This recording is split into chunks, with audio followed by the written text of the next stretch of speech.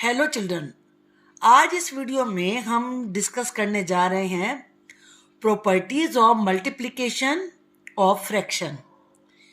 ये प्रॉपर्टीज कैसे सॉल्व होती हैं, कितना इजी है इनको सॉल्व करना, ये आपको बहुत ही हेल्पफुल होने वाला है सिंप्लीफिकेशन के चैप्टर में।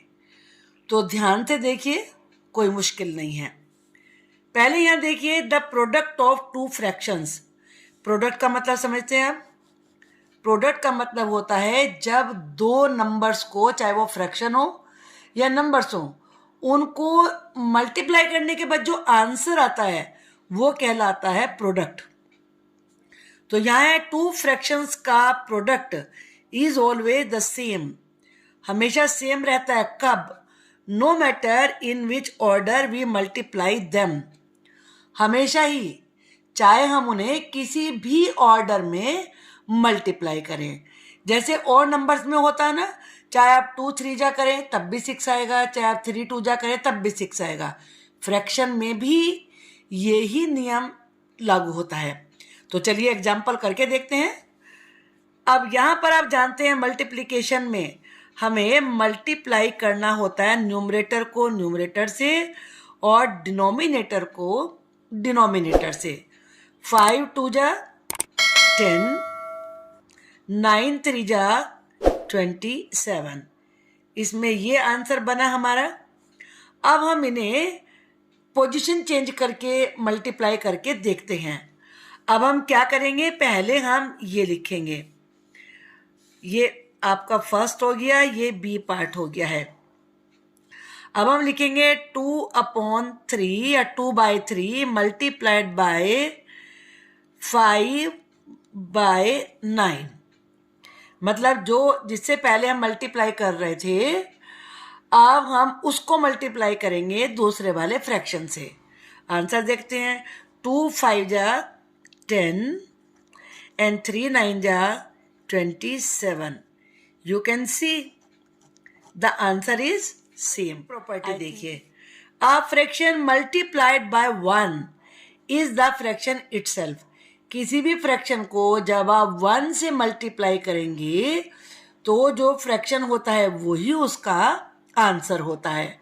चलिए करके देखते हैं। 4/7 मल्टीप्लाइड बाय 1, आप ये जानते हैं। वैसे तो आप वैसे भी कर सकते हैं कि हम इसके पीछे नीचे 1 ना लगाएं, लेकिन एक तरीका आप याद रखेंगे तो वो हमेशा आपके काम आएगा। तो उसके नीचे हम 1 लगा लेते हैं और फिर मल्टीप्लाई करते हैं। 4 1 जा 4, 7 1 जा 7।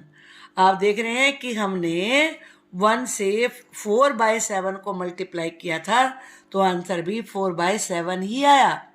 तो कभी भी आपको सिंप्लीफिकेशन में या फ्रैक्शन में 1 से मल्टीप्लाई करने के लिए आए तो आप इमीडिएटली सॉल्यूशन देख सकते हैं कि वही नंबर उसका आंसर है। Product of a fraction and 0 is 0।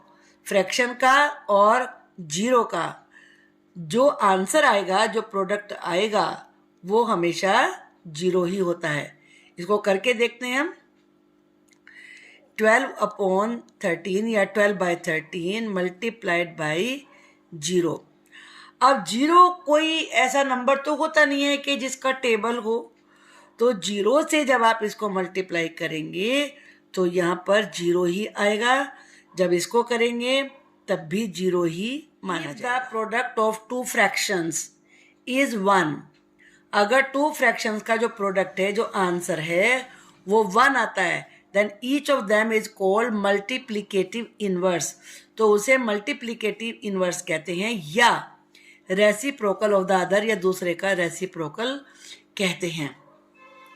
इसकी हमें जरूरत कब पड़ेगी?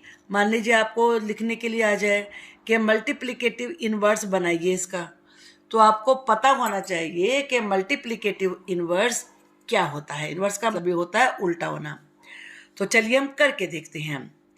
अब इसमें हम करने के लिए, इसको सॉल्व करने के लिए 5/7 मल्टीप्लाइड बाय 7/5।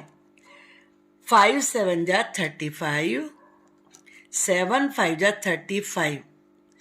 अब ऊपर भी 35 है, नीचे भी 35 है, 35 बन जाए 35, आंसर क्या आएगा 1। ठीक है, एक हम कैंसिल करने वाला मेथड होता है, अगर हम उस वाले मेथड से करना चाहें, ये दूसरा मेथड है, सेकंड मेथड